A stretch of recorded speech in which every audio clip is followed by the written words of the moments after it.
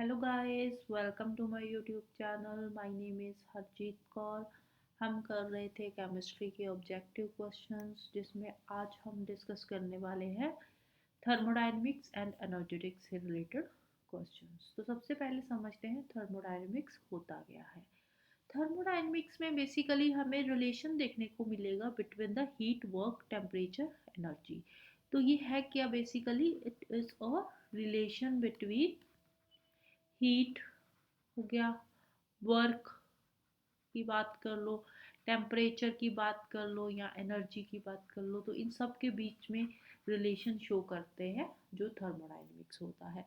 तो थर्मोडायनेमिक्स के अंदर टोटल 3 लॉज आते हैं। There are 3 laws of thermodynamics, first, second and third law of thermodynamics, right. इसके अलावा इसके अंदर दो और चीज़ें आती है, एक आता है सिस्टम और एक आता है सराउंडिंग, राइट। तो यहाँ पे सिस्टम एंड सराउंडिंग के बीच का रिलेशन से रिलेटेड क्वेश्चंस आ जाते हैं। जैसे सिस्टम है, तो सिस्टम में आ जाता है एक open system, closed system and isolated system, right. अब ये तीनों सिस्टम क्या है, open, closed end isolated. Open system में यहाँ पे मास एंड एनर्जी का ट्रांसफर होता है, राइट। मास एंड एनर्जी का ट्रांसफर होता है between the system and the surrounding. System क्या है, ये एक कोई भी एक, जैसे ये सिस्टम है, जैसे कि कैटल है, कैटल के अंदर चाय पड़ी है, चाय उबल रही है, तो ये क्या है, एक सिस्टम है जो कैटल के अंदर वाला। तो उसके बाहर वाला जो भी कुछ है वो सब क्या है, सराउंडिंग आ जाएगा, राइट। तो बाहर वाला सराउंडिंग है, कैटल के अंदर वाला एक सिस्टम हो गया। तो ओपन सिस्टम में क्या होता है, मास एंड एनर्जी जो है वो सिस्टम और सराउंडिंग, जैसे ये सिस्टम है, बाहर वाला हो गया सराउंडिंग। सिस्टम एंड सराउंडिंग दोनों के बीच में मास भी ट्रांसफर होता है एंड एनर्जी भी ट्रांसफर होती है। आइसोलेटेड सिस्टम में ना तो मास ट्रांसफर होता है और ना ही एनर्जी ट्रांसफर होती है, दोनों में से कुछ भी ट्रांसफर नहीं होता। क्लोज्ड सिस्टम में क्या होता है, क्लोज्ड सिस्टम में जो एनर्जी है, एनर्जी का ट्रांसफर होता है, लेकिन जो मास है, मास का ट्रांसफर नहीं होता, राइट। एनर्जी जो है, एनर्जी ट्रांसफर होती है क्लोज्ड सिस्टम के अंदर, लेकिन जो मास है that is not transferred between the system and the surrounding, right. तो अब यहाँ पे हम देखते हैं क्वेश्चन इससे रिलेटेड। फर्स्ट क्वेश्चन है, the information not conveyed by the thermodynamics is. Thermodynamics के अंदर रिएक्शन की स्पॉन्टेनिटी के बारे में पूरी इंफॉर्मेशन होती है। Yields of the product formed, जो भी प्रोडक्ट बना है उसके यील्ड की पूरी यहाँ पे इंफॉर्मेशन होती है। तो बेसिकली जो थर्मोडायनेमिक्स है उसके अंदर रिएक्शन की इनिशियल एंड फाइनल स्टेज के बारे में बताया जाता है। क्या होता है थर्मोडायनेमिक्स के अंदर, initial and final stage, initial and final stage of reaction, right. Reaction की इनिशियल और फाइनल स्टेट दोनों ही यहाँ पे मेंशन होती है, लेकिन रिएक्शन का जो रेट है ये इसके अंदर नहीं होता, राइट। तो information that is not conveyed by the thermodynamics is rates of reaction, right. Next चलते हैं, a system which can exchange energy with the surrounding but not matter is called closed system.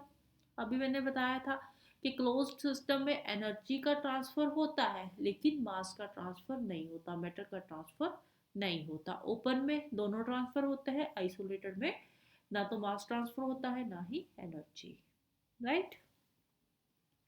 Moving over to next question, question number 3. That is, an intensive property in thermodynamics means a property.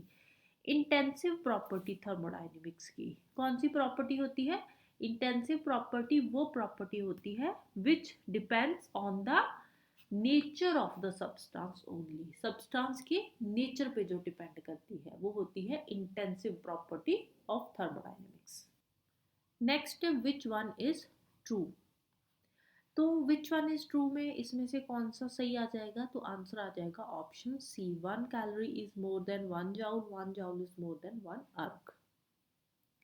अब देखो 1 calorie जो होती है इसके अंदर कितने joules होते हैं, 1 कैलोरी में 4.2 जाउल्स होते हैं, और 4.2 जाउल्स और 1 कैलोरी के अंदर अर्क कितने होते हैं, 4.2 इंटू 10⁻⁷ अर्क, राइट। तो अब देखो, ये तो 1 कैलोरी को हमने कन्वर्ट किया है जाउल्स एंड अर्ग्स के अंदर, राइट। तो अगर हम बात करें 1 जाउल की, तो 1 जाउल के अंदर कैलोरीज कितनी होती है, तो 1 जाउल के अंदर कैलोरीज होती है 0.2 0.239, राइट। और 1 जाउल के अंदर अर्ग की बात करें, सॉरी 1 अर्ग के अंदर कैलोरीज की बात करें, 1 जाउल के अंदर 0.239 कैलोरीज होती है, राइट। 1 अर्ग की बात करें तो 1 अर्ग के अंदर कितनी कैलोरीज होती है, 1 अर्ग के अंदर होती है 2.4 इंटू 10⁻⁻8 कैलोरीज, राइट। तो अब देखो, हम सारे यूनिट्स को सेम कैलोरी में कन्वर्ट कर रहे हैं, तो 1 जाउल में कैलोरीज 0.239 है, 1 अर्ग में कैलोरीज 2.4 इंटू 10⁻⁻8, यहाँ पे देखो -8 आ रहा है, तो इसीलिए हमारा ऑप्शन सी जो है वो करेक्ट है। नेक्स्ट है which among the following is an extensive property of the system. System की एक्सटेंसिव प्रॉपर्टी कौन कौन सी है, वॉल्यूम हो गया, इसके अलावा मास हो गया, रेजिस्टेंस रेजिस्टेंस कंडक्टेंस हो गया। तो ये क्या है, ये सिस्टम की एक्सटेंसिव प्रॉपर्टीज है, वॉल्यूम, मास, रेजिस्टेंस, कंडक्टेंस, राइट। नेक्स्ट है a gas expands isothermally and reversibly. अब देखो, गैस की रिवर्सिबल एक्सपेंशन यहाँ पे हो रही है, तो जब गैस की रिवर्सिबल एक्सपेंशन होती है तो उस टाइम पे the work done by the gas is maximum. Reversible expansion के टाइम पे जो वर्क डन होता है वो मैक्सिमम होता है। रिवर्सिबल एक्सपेंशन के टाइम पे क्या होता है कि जो सिस्टम का external pressure and internal pressure दोनों सेम हो जाते हैं, तो इसीलिए यहाँ पे जो वर्क डन होता है दैट इज मैक्सिमम। नेक्स्ट है during isothermal expansion of an ideal gas. Ideal gas की आइसोथर्मल एक्सपेंशन हो रही है, तो उस टाइम पे जो इंटरनल एनर्जी होती है, तो इंटरनल एनर्जी में कोई भी चेंज नहीं आता जब आइडियल गैस की आइसोथर्मल एक्सपेंशन होती है, राइट। नेक्स्ट है which of the following is a closed system. तो इसमें T placed in a steel kettle, steel kettle के अंदर चाय रखी हुई है, तो ये क्या है, ये एक क्लोज्ड सिस्टम की एग्जांपल है। नेक्स्ट है according to latest sign conventions the correct expression representing the first law of thermodynamics. First law of thermodynamics क्या बोलता है, change in internal energy, delta U क्या होता है, change in internal energy, change in internal energy, right. Change in internal energy is equals to Q plus W। Q क्या होता है, Q होती है हीट ट्रांसफर, जो हीट ट्रांसफर हो रही है, और W क्या होता है, W is work done, W होता है वर्क डन, राइट। नेक्स्ट है during the evaporation of a liquid. अब देखो, जब लिक्विड की इवेपोरेशन होती है, तो लिक्विड की इवेपोरेशन के टाइम पे जो इंथैल्पी होती है दैट इंक्रीजेस। इंथैल्पी यहाँ पे क्या है, amount of heat absorb. Enthalpy क्या है, अमाउंट ऑफ हीट अब्सॉर्ब। अब देखो, इवेपोरेशन लिक्विड की कब होती है, जब उसमें हीट बढ़ जाती है, जब मतलब कि हीट ऑफ अब्सॉर्ब, हीट उसने सबसे ज़्यादा अब्सॉर्ब करी हुई है, इंथैल्पी इंक्रीज होएगी, हीट अब्सॉर्ब ज़्यादा होएगी, तभी लिक्विड की इवेपोरेशन होएगी ना। तो इवेपोरेशन के टाइम पे जो इंथैल्पी है दैट इंक्रीजेस। नेक्स्ट है consider the following statements. For diatomic gas the CpCv is equals to Cp/Cv is equals to, तो हीट कैपेसिटी रेशियो क्या होगी डायटोमिक गैस की, तो लोअर टेम्परेचर पे 1.40 होगी और हायर टेम्परेचर पे 1.29 होगी। तो आंसर आ जाएगा option D 1 and 3। Next during isothermal expansion of an ideal gas. Ideal gas की जब आइसोथर्मल एक्सपेंशन होती है तो उस टाइम पे जो इंथैल्पी रिमेन्स अनअफेक्टेड, इस पर कोई भी इफेक्ट नहीं होता, ना इंक्रीज होती है ना डिक्रीज होती है। नेक्स्ट है the ratio of gamma for inert gases. Inert gases कौन सी होती है, जो नोबल गैसेस होती है, किसी के साथ रिएक्ट नहीं करती। नोबल गैसेस मतलब स्टेबल गैसेस है ये। तो यहाँ पे जो रेशियो होती है गामा की वैल्यू क्या है, गामा की वैल्यू यहाँ पे होती है 1.66। नेक्स्ट है the molar heat capacity of water is. Water की मोलर हीट कैपेसिटी कितनी है? 4.184 joule per kelvin, right, 4.184 joule per kelvin. Next है when ammonium chloride is dissolved in water. Water है, वाटर के अंदर अमोनियम क्लोराइड को dissolve किया। जैसे ही वाटर में हम अमोनियम क्लोराइड को डिजॉल्व करेंगे तो जो सोल्यूशन होगा वो ठंडा हो जाएगा।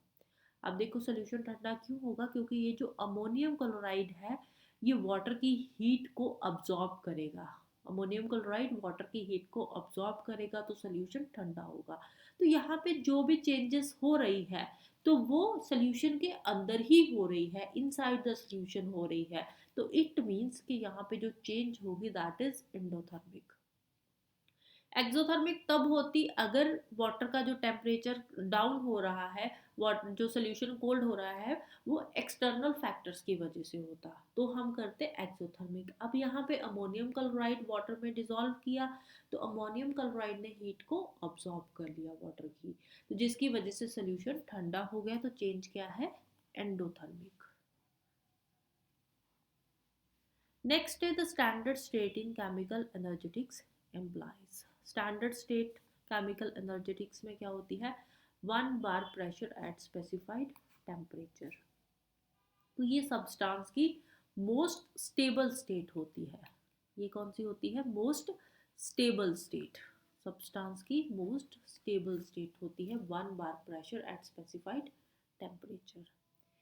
नेक्स्ट है the standard heat of formation of diamond is always greater than graphite. अब देखो डायमंड की जो स्टैंडर्ड हीट ऑफ फॉर्मेशन है वो कितनी होती है? 1.8 किलो जाउल पर मोल, राइट। ये किसकी है? ये है डायमंड की। डायमंड की बता रही हूँ, डायमंड की कितनी होती है?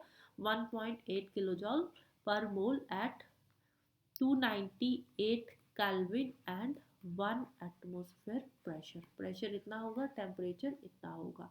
तो स्टैंडर्ड हीट ऑफ फॉर्मेशन इसकी कितनी होगी? 1.8 किलो जूल पर मोल। यहीं पे अगर हम ग्रेफाइट की बात करें तो ग्रेफाइट की कितनी होती है? 0 होती है at 298 kelvin temperature and 1 atmosphere pressure. तो डायमंड की कितनी होती है? हमेशा ज़्यादा होती है ग्रेफाइट से, क्योंकि ग्रेफाइट की 0 है, right. Next step, for which one of the following elements the standard enthalpy is not 0? तो स्टैंडर्ड अभी अभी हमने देखा कि जो डायमंड है, डायमंड की स्टैंडर्ड इंथैल्पी 0 नहीं होती। डायमंड की कितनी होती है? 1.8 kilo joule per mole at 298 kelvin and 1 atmosphere. Next है which has maximum calorific value. Calorific value सबसे ज़्यादा फैट्स की होती है, फैट में सबसे ज़्यादा कैलोरीज होती है, तो इसकी कैलोरीफिक वैल्यू भी मैक्सिमम रहती है। नेक्स्ट है which fuel has the maximum calorific value. Fuel की टर्म में इन चारों में से कैरोसिन की कैलोरीफिक वैल्यू सबसे ज़्यादा होती है। Calorific value of fat, same वही क्वेश्चन है जिसको इन्होंने घुमा के यहाँ पे दे दिया। कैलोरीफिक वैल्यू फैट की कितनी होती है? More than that of carbohydrate and protein. Carbohydrate और प्रोटीन दोनों से ज़्यादा होती है। नेक्स्ट है Born Haber cycle is used to determine. Born Haber cycle ये क्या डिटरमाइन करता है? लेटिस एनर्जी को ये डिटरमाइन करता है, बॉर्न हैबर साइकिल, राइट। इसके अलावा लेटिस एनर्जी होगी, आयोनाइजेशन एनर्जी होगी, sublimation energy, heat of formation and dissociation energy, ये सारी एनर्जीज को डिटरमाइन करता है Born Haber cycle, right. Next क्या है? The compound with negative heat of formation is known as. अब देखो नेगेटिव हीट ऑफ फॉर्मेशन, तो यहाँ पे क्या होगा? कंपाउंड एक्सोथर्मिक कंपाउंड होगा।